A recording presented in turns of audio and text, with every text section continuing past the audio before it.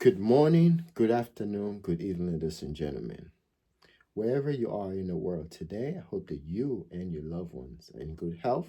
Hope that all is pleasant for you, and I hope that life is treating you well. Once again, welcome to the Common Sense channel. On this channel, we get to discuss these things that people know, that people have thought about, but don't often have the time to discuss. These, my friends, are the things we discuss here on the Common Sense channel. So, once again, welcome to the Common Sense channel. For today's topic, I want to explore the illusion called separation of church and state. Anyone believing this illusion is someone that's not reasoning well. And in order for you to reason well, you must ask questions. And when you ask these questions, you must think. So, as we all know, and maybe not everyone know this, there can never be two masters in the same house. There can never be two masters in the same community. There can never be two masters on the same ship or in any settings. Why don't we have two masters in the same settings? Because you cannot have two competing forces. So if we're going to look at the United States, the beacon of this illusion called separation of church and state, which does not exist in any way or form. It's just an illusion.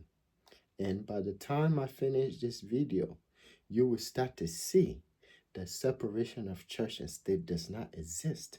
It only exists in the minds of those people that want you to believe that it exists. And here on the Common Sense channel, these are the things we kind of explore. Because I was also fooled about this. Through my entire education, I often believe based on what I was told. And not only that, based on what was presented to me, and based on the fact that at the moment, I wasn't thinking as a thinking person. And like as I've always say on my videos, every change, my friends, starts by thinking. Every change starts by thinking and asking meaningful questions. That's how you transform your life, and that's how you transform the lives of others, and that's how you transform your community. So let's go into the illusion called separation of church and state. And by the time I finish this video, by the time you finish watching this video, you would see what I saw or what I'm seeing or what I'm trying to describe. So you cannot have two masters. One has to compromise. And so is the case of any country, any countries in this world that are propagating the illusion called separation of church and state. There is no such thing as separation of church and state. The only thing that exists in a state that is pretending to have religion or a church excluded is an illusion, is pretentious, is make believe.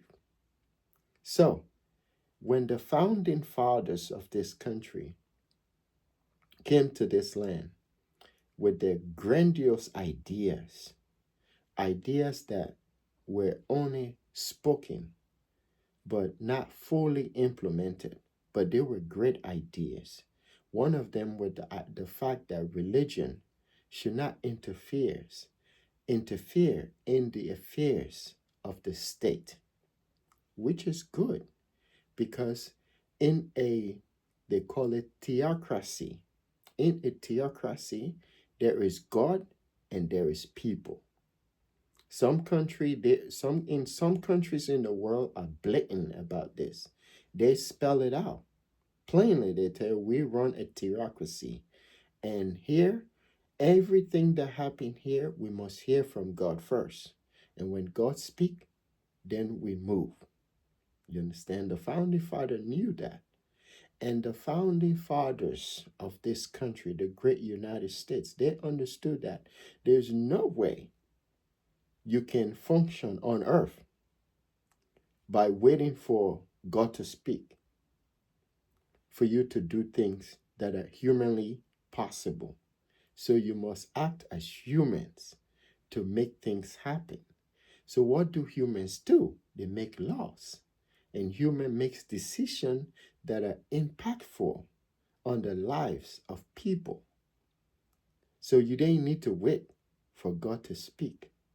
So they knew that we don't need to listen to the Pope or the priest or some humanly person, so-called, saying they are representing God on earth. Or we don't need to hear from a book, a religious book, as to how we will govern the affairs of people. And if we can look back, these individuals were coming from Europe. More majority, all of them were Europeans.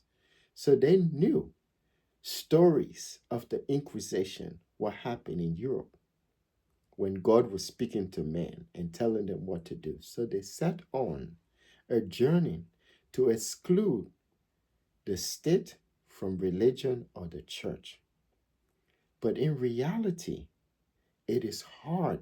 That's the point of this video, for you to exclude religion from the state.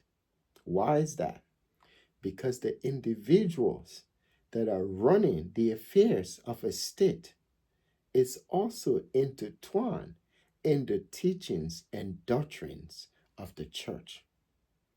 As a matter of fact, these individuals are from the church. Every morality, every fabric of their being, as far as morality is concerned or ethics, is the bedrock of religious doctrine or religious teachings.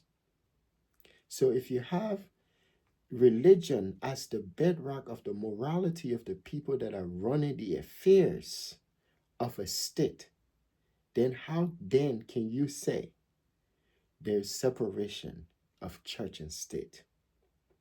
So this is the point. So I think it's best to infuse the two of them. And that's what it's been, and that's what it is.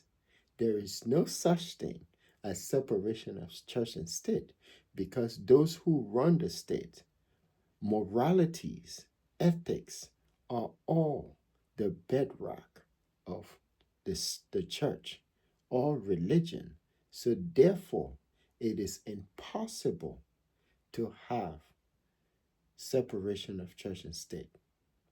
It may sound good in terms of theory. It may sound good in terms of paperwork, documentation, constitution, bylaws, whatever is it that governs the people. It may sound good, but it's hard for you to extrapolate the two, because one is the ideology, one is the guide, and the other one is the person, the people. Every society has leadership, and these leaders, if their morality, if their ethics and their norms are influenced by religious doctrine or religious dogma or religious teaching, that same um, um, doctrine or teaching will also influence the way they govern the affairs of the state. This is not new, it's true. For this reason, some countries in the world, like Iran, they understand this principle. So they say, you know what, let's call our country a theocracy. What does that mean? A theocracy is religion and state merging into two. Now, state knows that religion is part of their functioning, and the religion knows that they are part of the state functioning, so the two can coexist. That way, you can govern people based on these two. These are the state laws and these are religious laws. These are what God says, and this is what our man-made law says. But man-made laws are based on the teachings of religious laws, which is what they call it God talking, because I don't think God is concerned. I say God for the sake of my video, but I don't think the Almighty is concerned with the affairs of human beings or humanity. I don't think so. I think everything we do here is our own doing.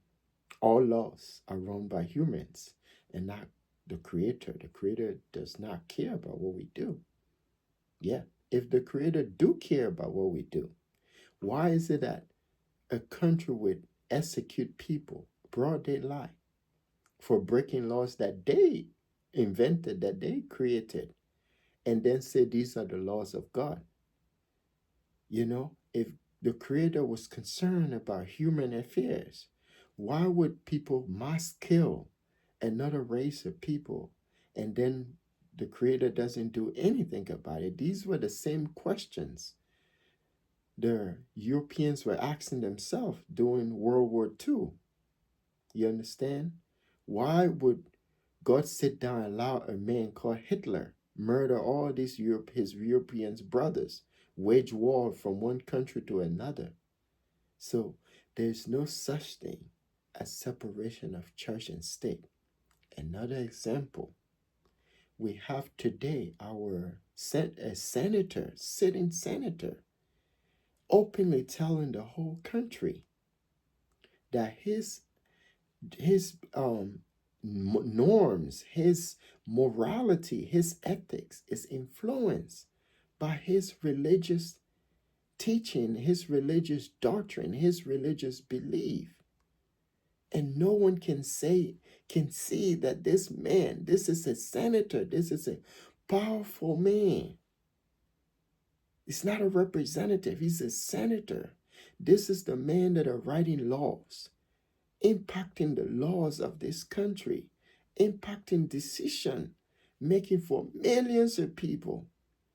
And he is openly, blatantly telling you that every decision that comes out of his head is the direct influence of his religious thinking, his religious belief, and what he believes in.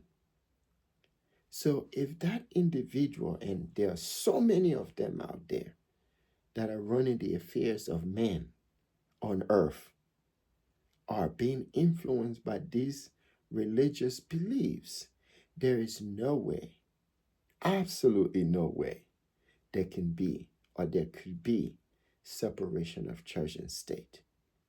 So I say, for the sake of argument, stop pretending. Stop spreading this illusion. Let everyone knows, especially in America, that there is no such thing as church and separation of church and state.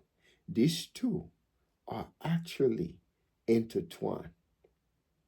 But the only thing is undocumented, and then it's there's separation of church and state, but it's not. There can never be separation of church and state as long as those who are running the affairs of human beings are being influenced by these religious doctrines, these religious teachings. Some of them are just way off. Now check this out. If you don't know, there is no way there could be separation of church and state. The church owns more land on this planet than any organization on the earth. That's true. Real estate. So basically, the church actually runs the state.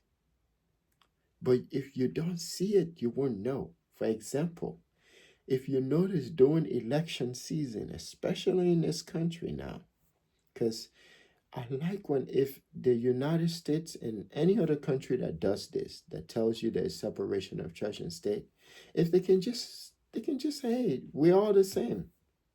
The only thing, the church understand their own role, and we understand our role.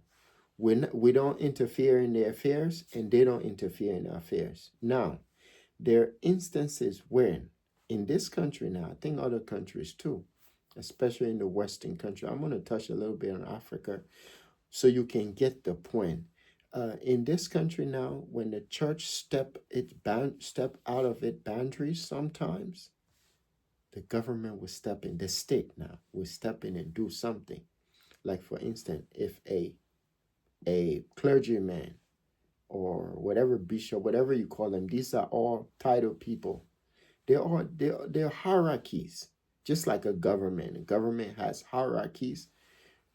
This church has hierarchy too. So it's the same thing as structural, right? So sometimes some of them step out of their boundaries. They do things that goes against the state. Now the state can step in.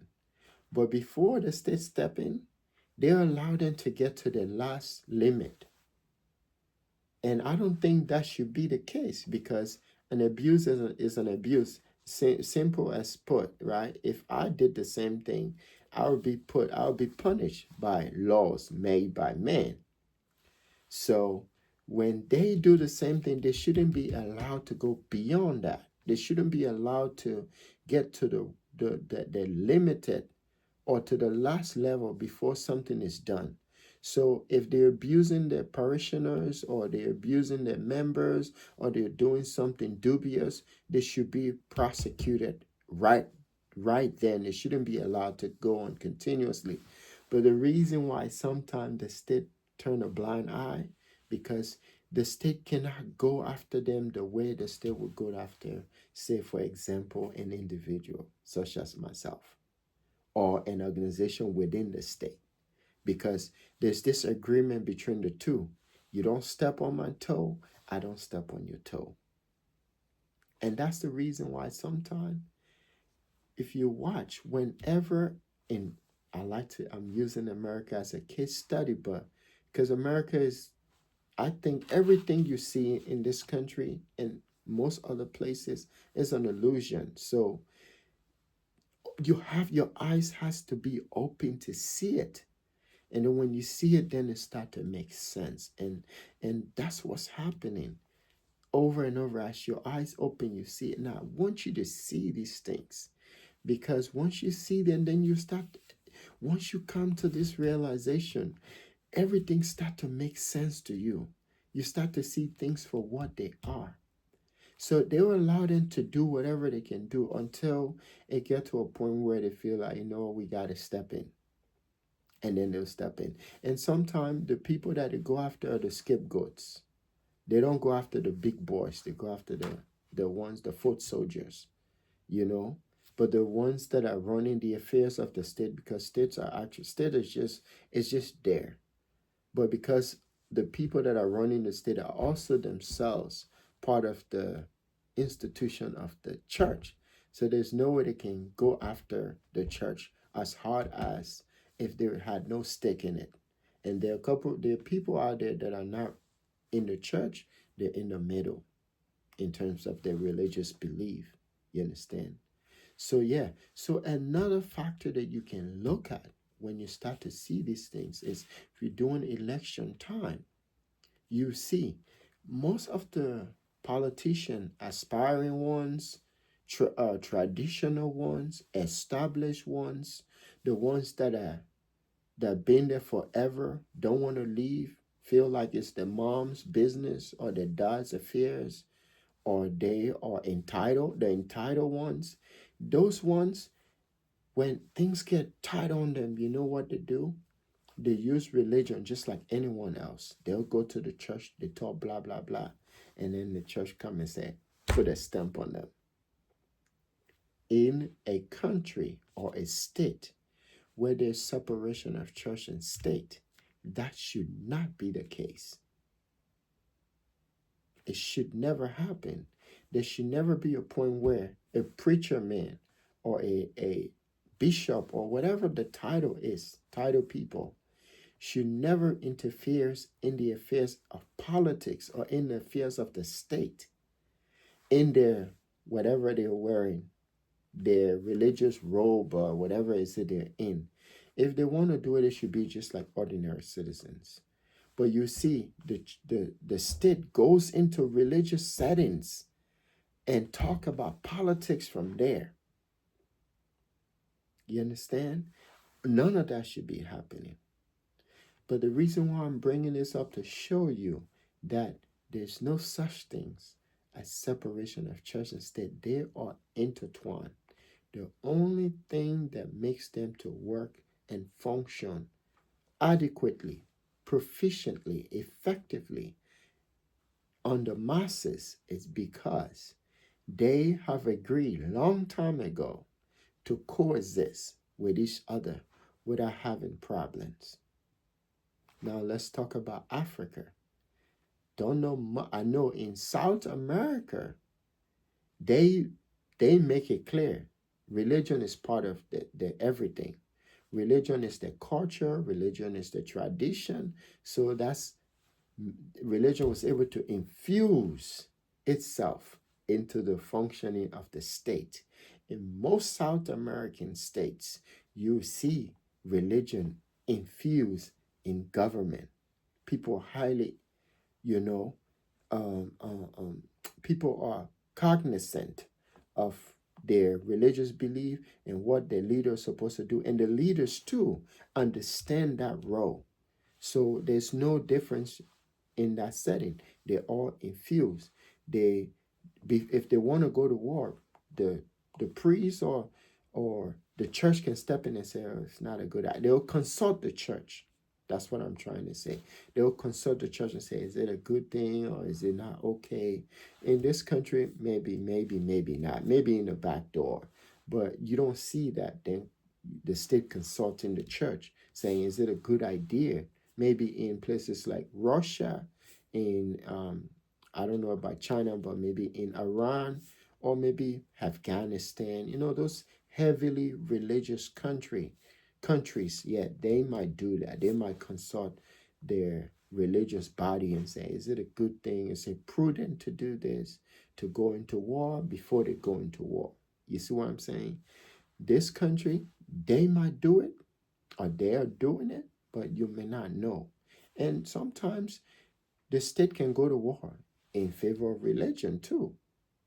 Because again, I told you they have this compromise that they can work together. Religion is, you cannot extrapolate religion from a state. No, that's impossible.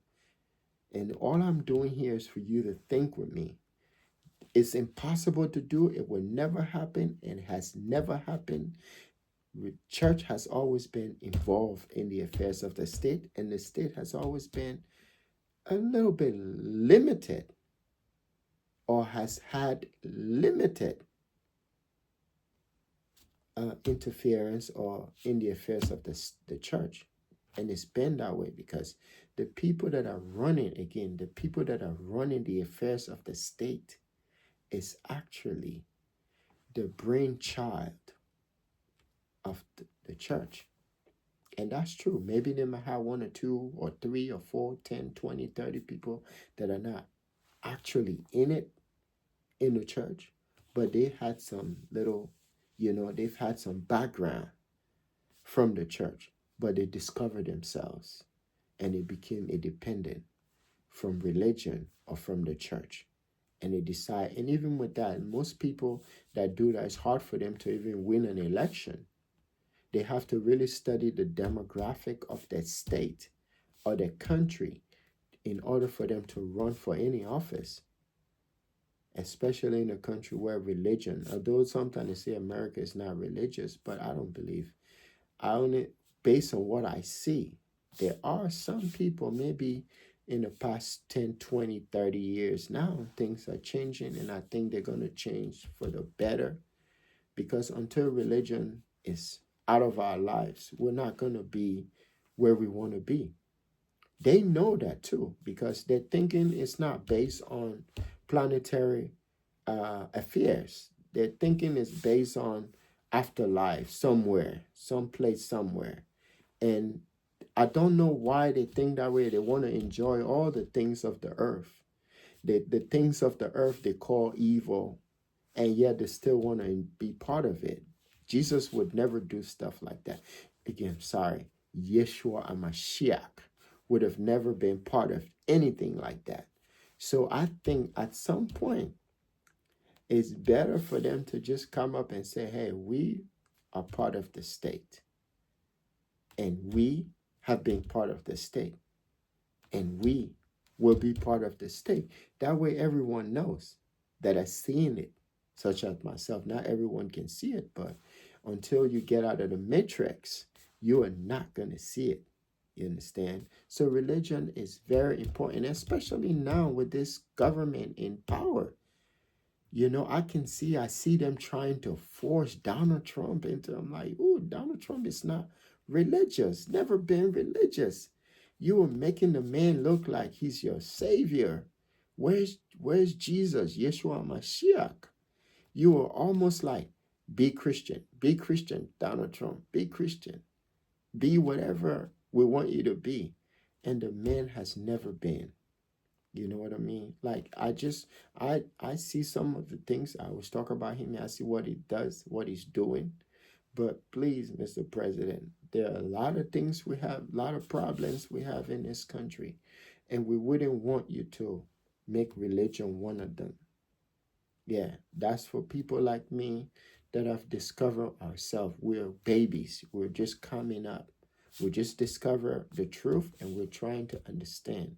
Religion is not the solution to our problems. Our problems in this world requires people with inherent conscience, people with integrity. And I don't think religion can give you integrity. I don't think religion influence your ethics.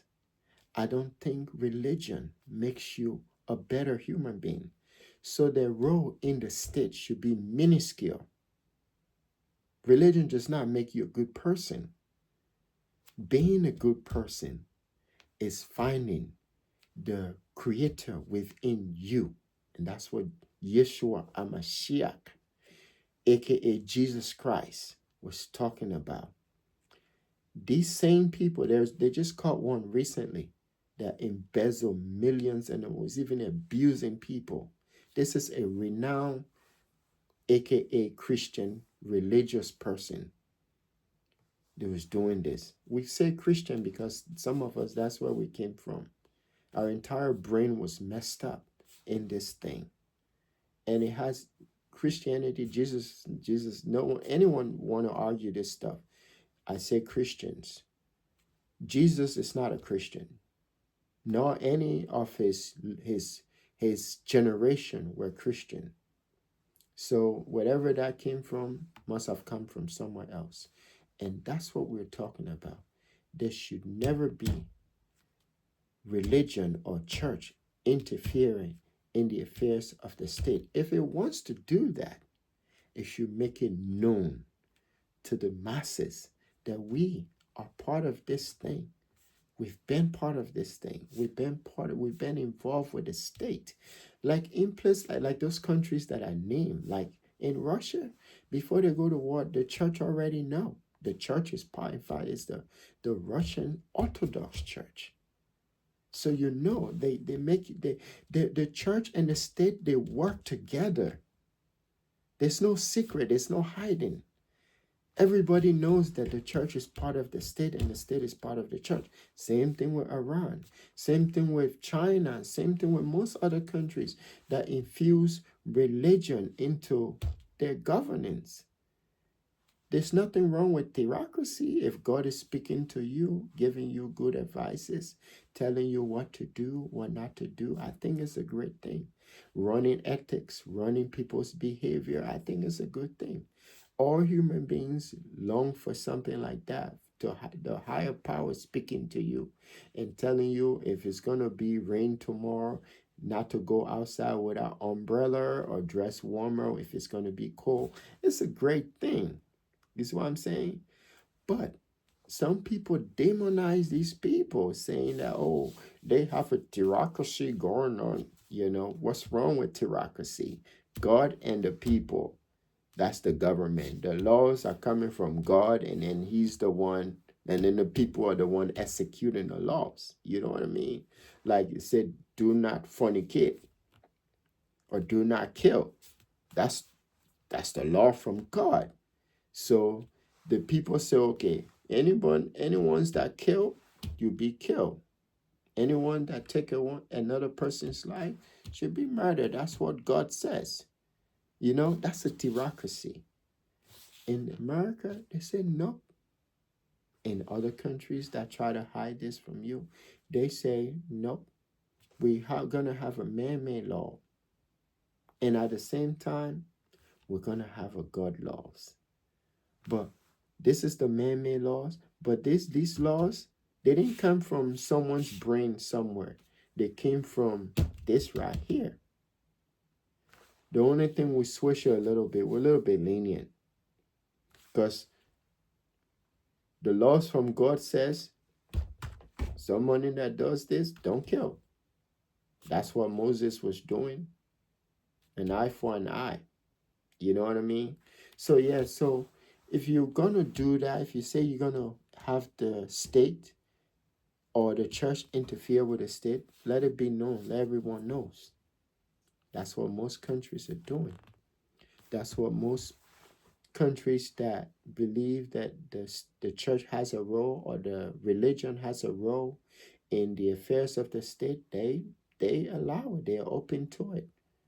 You know, but you cannot say that you believe that there's something called separation of church and state where the church is um how do you call is somehow excluded from the affairs of the state, but yet everyone's all the governing bodies of the state have their ethics, morals, and everything that they're using to pass this judgment are from the bedrock of the church. Then how can you say that there's separation of church and state? And some of them have to consult the church about things that they're doing, you know? Maybe they may do it openly, like the church praying over the president in the open, and the whole country can see it. Ah, my God, that's hard for you to argue that there's separation of church and state. That should never happen in a country that says that there's separation of church and state. Now, in a country that says that the church and the state, I'm saying church because America is, you know what I mean? They say it's Christian, but it's not true. That's also an illusion too. America is not a Christian country. It's never been. None of the founding fathers were Christians. They were highly religious people, but they were not Christians. That anyone tells you that, any history book you read, it's a lie. You need to do your research, and you'll find out. Telling you, do your research. There, you can go to the library. Not everything you watch on social media is true. Do your research. That's what I've done years back to find out this truth. There are books out there you can use to find out, even though they hide them. But you can find those books with some documentaries and you will learn. You understand? But when you see religious people praying on the president, you can do it, but don't do it in the open. That's what I'm saying. You can go to his house, close the door. That's what Yeshua HaMashiach said. Yeshua HaMashiach says, when you pray, should go in your closet. He said closet because closet is a hidden box. You know, hide there. Don't let the people on the sidewalk see what